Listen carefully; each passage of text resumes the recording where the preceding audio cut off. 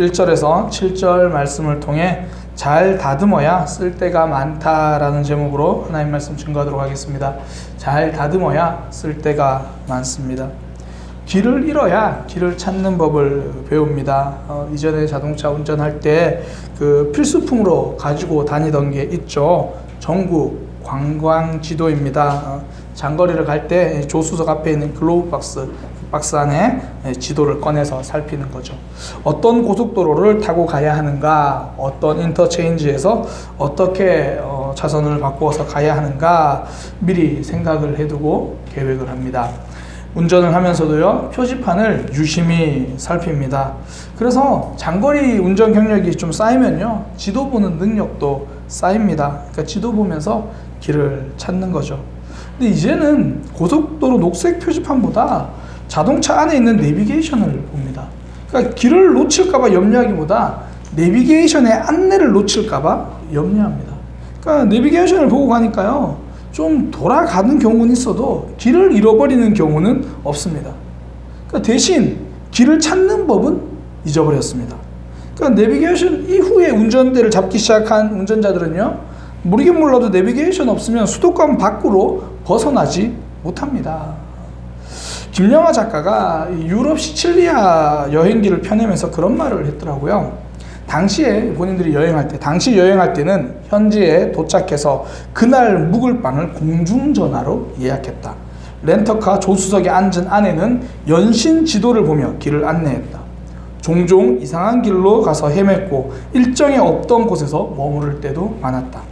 스마트폰이 삶의 일부가 된 지금, 이제는 길을 잃고 싶어도 잃을 수가 없다. 모든 것을 예약하고 유튜브로 미리 살펴보고 낯선 곳에서 말은 안 통해도 구글은 통하거든요. 그러니까 구글 지도에서 길을 찾는 거죠. 길을 잃지 않으니까 낯선 골목을 만날 일도 없고 새로운 만남이 시작될 일도 없습니다. 길을 잃지 않으니까 대신 길을 찾는 법도 배우지 못하는 거죠. 주변 목사님들 가운데서요, 부동산에 대해서 잘 아시는 목사님들 만날 때가 있습니다. 이야기를 들어보면 교회 부지 구입하는 것 때문에 고생한 분들이에요. 그런 분들은 부동산에 대해서 정말 잘 알더라고요. 건축하시는데 그 목수 인테리어 이런 거 굉장히 잘 알고 또 망치 들고 뚝딱뚝딱 잘하는 분들이 계시더라고요. 이야기를 들어보면 교회 짓다가 리모델링 과정에서 굉장히 고생한 분들이에요. 그러니까 그런 분들이 고생하며 흘린 눈물만으로도 이 반 전문가가 되는 거예요. 그러니까 인생은 과정입니다. 다 알고 시작하는 게 아니라는 거예요.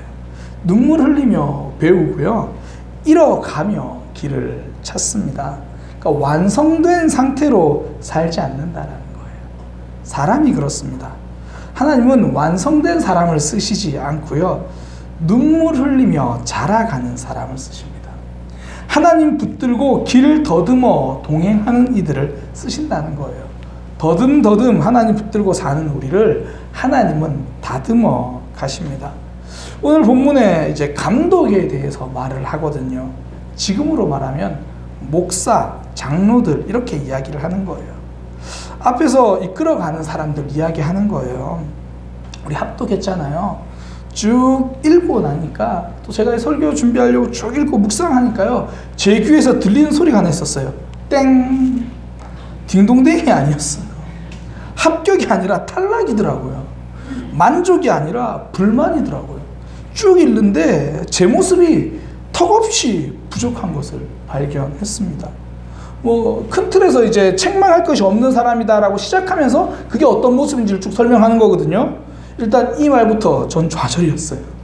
책망할 것이 없으며 하루라도 제 모습 보면서요, 만족하면서 잠든 날은 없습니다. 굳이 제가 오늘 하루는 만족하다 그렇게 하고 잠든 날이면 지나치게 교만했던 날입니다. 그러니까 제가 저를 봐도, 나 자신을 봐도 책망할 것뿐인데 어떻게 책망할 것이 없는 사람이 리더가 되겠습니까? 그러니까 하나님은 다 된 사람 찾는 것이 아니라 다듬어질 사람을 찾는 거죠.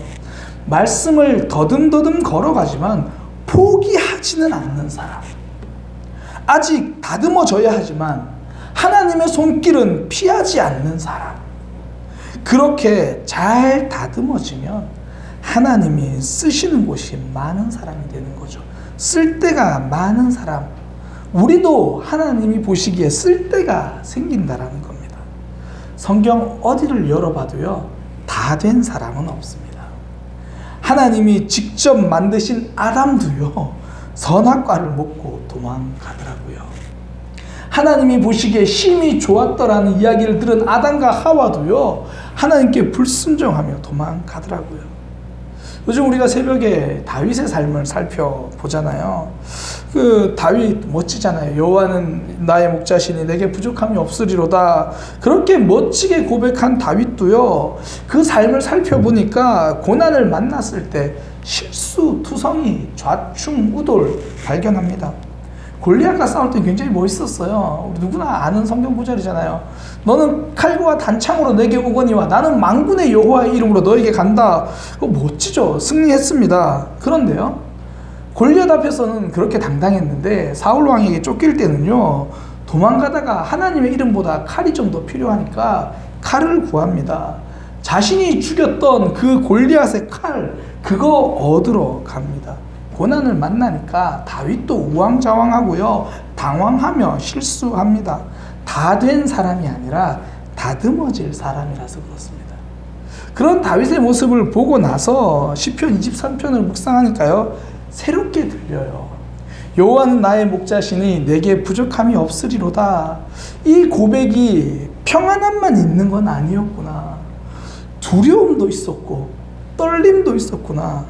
나의 목자이신 하나님, 내게 부족함이 없도록 인도해 주세요라는 간절함도 있었구나. 그렇게 다윗이 다듬어지고 있었구나. 하나님도 성도를 쓰시면서 다듬어가며 쓰시는 거예요. 성도는요, 하나님 손 안에서 다듬어지는 사람입니다. 어제 넘어진 만큼 깎여지고 오늘 순종한 만큼 다듬어지는 거예요. 뚝딱하고 변하지 않습니다. 일주일 만에 변신하기 그런 거 있잖아요. 한 달 만에 달라지기, 3주 만에 고치기, 변화하기, 이런 거 없어요. 그런 건 변화가 아니라 변장입니다. 지금은 세상을 떠났지만 변화경영연구소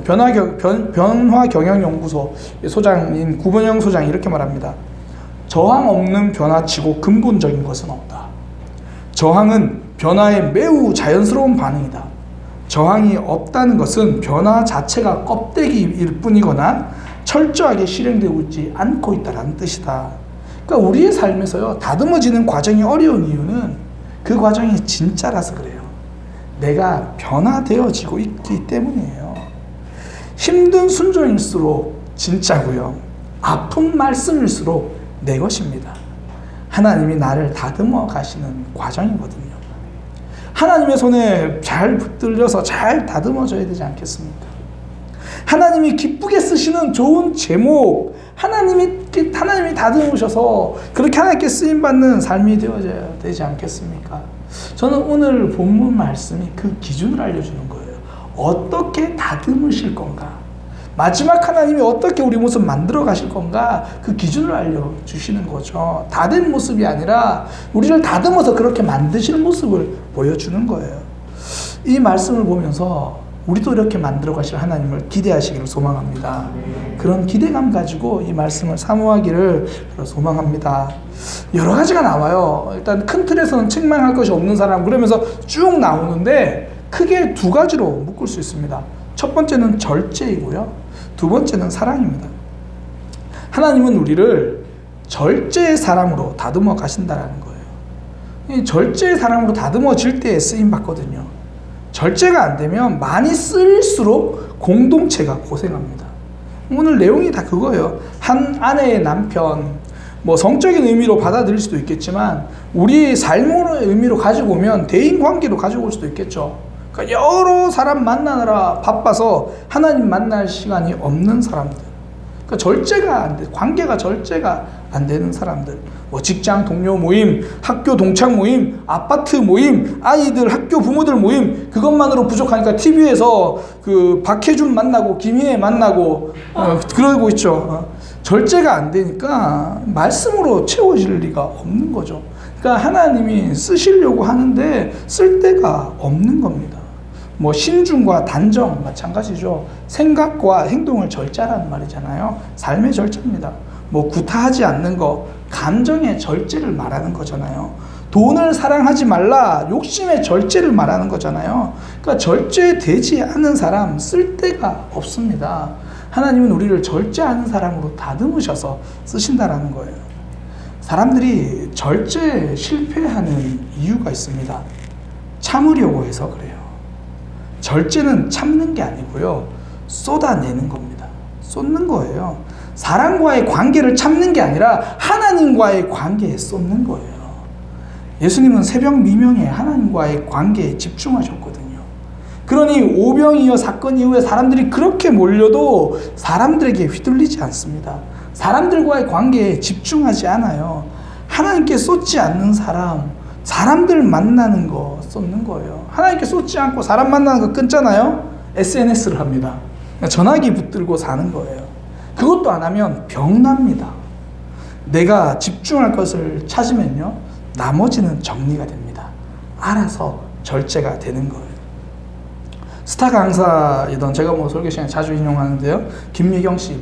가장 잘 나갈 때는 매일 점심 식사가요, 차 안에서 김밥이었어요.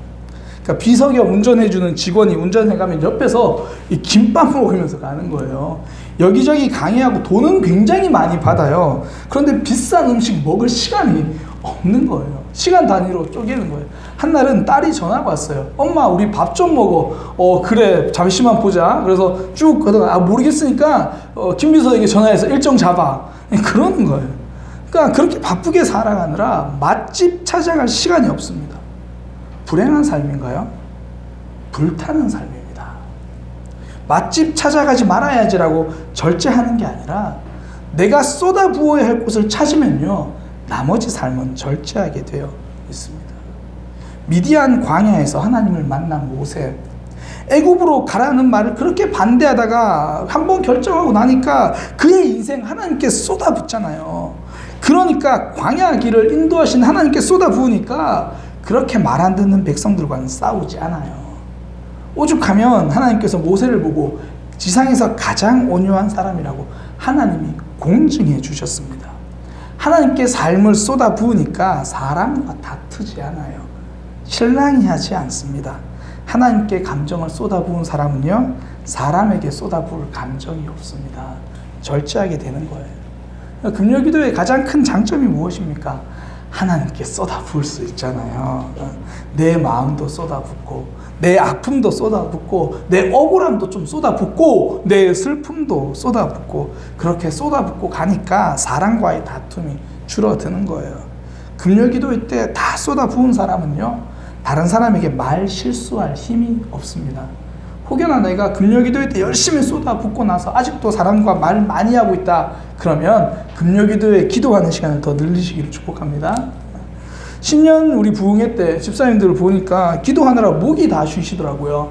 그렇게 기도하다 쉰 목소리로 자녀들과 다투지 않습니다. 너 왜 그래? 안 그런다는 거예요. 말할 힘이 없어서 기도하는 거예요. 다툴 힘이 없어서 절제합니다. 그때부터 하나님이 그 사람 여기저기 데려다가 쓸데 많은 사람으로 쓰시는 거예요. 이번에 코로나 사태 때 이태원 클럽 그 사건, 사실 예견된 감염이잖아요. 그게 제가 정부의 통제 부족이라고 저는 말하고 싶지 않아요. 좀 조심스러운 표현이지만 그나마 그쪽에서 발생해서 다행입니다. 사실 그 당시 우리나라 대한민국은요, 전국이 이태원이었어요. 2달간 사회적 거리두기 하고 참았더니 연휴 기간 되니까 온 사람들이 다 쏟아져 나왔거든요. 이태원에서 안 터졌으면 자연휴양림 어느 펜션에서 그거 터졌을 거예요. 아니면 해운대에서 사람들 쏟아지면서 터졌을 거예요. 사람들은요, 참는다고 참아지는 존재가 아니거든요. 사회적 거리두기 한 2달 정도 하면요, 이미 정부에서 나가지 말라 그래도, 제가 그 당시 우이동 제자교회 주일날 한번 들린 적이 있는데요, 등산객들이 쏟아져 나옵니다. 정부에서 아직 그 당시 사회적 거리하고 있을 때거든요. 사람은 참는다고 참아주는 존재가 아니에요. 그러니까 입술에 절제가 안 되면요, 절제하지 말고 쏟아 부으시기 바랍니다. 미운 말이 절제가 안 되면 감사의 말을 쏟아 부으시면 돼요. 남편 흠잡는 말이 절제가 안 되면 남편 인정하는 말, 고맙다는 말 쏟아 부으시면 됩니다. 박찬호 선수 아시죠? LA 다저스 시절 이야기하느라 다른 사람이 흉보지 않을걸요? 내가 그렇게 내 이야기 하고 싶으니까 다른 사람이 흉보지 않는 거죠. 삶의 절제는요, 하나님께 쏟아 부을 때 가능한 거예요. 사람은 우리가 감정 쏟아 붓는 거 기다리지 않아요. 그거 싫어해요. 사람은 우리가 이야기 쏟아 놓는 거 불편해해요. 기다리지 않습니다. 그러나 하나님은 오늘 기대하고 계십니다. 우리가 속상한 마음 쏟아 놓기를, 우리가 하나님 앞에 우리 감정 쏟아 놓기를 하나님께 쏟아 놓고 나면 절제하는 삶이 되는 거예요. 하나님이 쓰시기에 좋게 다듬어지는 사람 된다라는 거죠. 절제하는 사람 되시기를 소망합니다. 하나님께 쏟아 부을 수 있는 그렇게 다듬어지는 믿음의 삶이 되시기를 소망합니다. 첫 번째는 절제고요. 두 번째는 사랑입니다. 하나님은 성도를요, 사랑의 사람으로 다듬어 쓰신다라는 거예요. 오늘 본문에 보니까 이 나그네를 대접하며, 이 대접하다라는 게 원래 원문이 사랑하다라는 말입니다. 나그네를 사랑하라는 얘기죠. 우리나라 옛날에 보면요, 먹을 건 없어도 사랑은 있었습니다. 이 보리밥 한 그릇도 누가 오면 먹고 가라 그래요. 저는 어릴 때 사실 그게 좀 잘 이해가 안 됐어요. 뭐 집에서 밥 먹고 있는데 누가 그냥 지나가는 사람, 뭐 택배나 우체국 아저씨나 문 열고 들어오면 식사하고 가세요. 그걸 어떻게 처음 보는 사람인데 어떻게 식사하고 가라 그러지? 또 우체국 아저씨도 다행히 또 그냥 가시더라고요. 이게 우리나라는 그래요. 먹을 게 없어도요, 사랑이 있는 거예요. 최고의 대접은 사랑입니다. 이 작은 교회들, 뭐 우리 교회도 사실 우리 교회는 이름 때문에 작은 교회라고 자꾸 이렇게 인정하고 다녀야 되거든요. 어디 가서 어느 교회 다니세요? 사랑의 교회요. 그러면 일단 사람들이 이렇게 보잖아요. 그럼 그 교회 아니고, 예전에 우리 청년이 그랬다 그러더라고요. 그 교회 아니고 이 작은 교회예요. 작은 교회. 작은 교회들은 줄 것이 없다고 고민합니다. 그런데요, 사랑을 줄 수 있으면 다 준비된 겁니다. 사랑을 주면 다 준 거예요. 우리 교회 사랑이 넘치는 교회, 원래 그게 이름이었잖아요. 원래 사랑이 넘치면 사람도 넘칩니다. 사랑이 있는 곳에 몰리는 거거든요. 뭐 가르치는 것도 마찬가지예요. 사랑이 있는 사람이 잘 가르칩니다. 무디 목사님의 가장 대표적인 특징, 학벌이 없다라는 거잖아요. 공부 못했다라는 거잖아요. 근데 그 무디 목사님이 가르친 주일학교 교사가 되고 나니까 2,000명, 3,000명씩 가르치기 시작했습니다. 사랑이 있으니까요. 사랑으로 가르치는 거예요. 제가 가끔씩 설교 시간에 인용하는 그 분인데요. 의왕 우리 교회에서 새가족 전도사님, 여자 전도사님이신데 새가족 성경 공부를 5주짜리를 너무 잘하시는 거예요. 그래서 제가 그 교회에 있는 동안 5주씩을 몇 번을 들었어요. 계속 들었어요. 너무 좋아가지고. 그분은요, 영혼에 대한 사랑이 있으니까 강의할 때 한 문장 한 문장이 몇 문장이에요. 하나하나 이야기하는데 진짜 그 성도들의 마음을 알더라고요. 사실 오늘날 교회에서 새 신자도 있지만 새 가족도 있잖아요. 이 교회 저 교회에서 상처받아서 마음 둘 곳 없어서 그 자리에 와서 새가족 성경 공부를 하는데요. 제가 그 새가족이면 그 교회에 등록하겠더라고요. 그 교회 말고 다른 데 안 가겠더라고요. 새가족 전도사님이 그 영혼에 대한 사랑을 가지고 한마디 한마디를 그들의 마음을 알아주는데요. 많은 학벌이 있어서가 아니라 많은 사랑이 있어서 가르치시더라고요. 오늘 본문에서 말하는 거 사랑입니다. 외인들에게서 선한 증거를 찾게 될 거다. 어떻게 찾을 수 있습니까? 사랑이 넘쳐 흐를 때 사람들은 우리의 모습을 보고 하나님을 보는 거예요.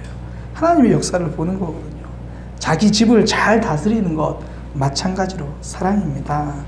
사랑하는 것. 어떻게 하면 사랑을 실천합니까? 어떻게 하면 우리를 만난 사람들이 사랑을 경험했다고 고백할 수 있습니까? 나를 사랑해주는 사람을 만나면요, 얻는 게 많습니다. 나를 사랑하는 사람들을 만나면요, 내 영혼이 살아나게 됩니다. 줄 것이 있는 게 사랑이에요. 내가 주는 것이 사랑입니다. 부모가 자녀를 사랑한다는 가장 큰 증거, 내 삶을 포기해서라도 그들을 세워주고 있잖아요. 포기가 사랑을 증명하고요. 포기가 간절함을 증명합니다. 하나님이 세상을 이처럼 사랑하사 독생자를 주셨습니다. 사랑은 주는 거예요. 우리가 하나님께 받은 그 사랑, 우리도 누군가에게 줄 때 그게 우리가 사랑의 사람으로 다듬어지는 거거든요. 하나님이 쓸 데가 많은 사람이 된다라는 겁니다. 저는 우리 교회가 줄 것 많은 교회가 되기를 소망합니다. 사랑이 많다는 것은 새 가족이 왔을 때 많은 사랑을 받는다라는 거예요. 내 감정이 넘치는 곳이 아니라 하나님의 사랑, 새 가족들이 사랑을 많이 받고 돌아가는 서로 간의 사랑이 넘쳐나는 교회가 되기를 소망합니다. 사랑한다는 것은 준다라는 겁니다.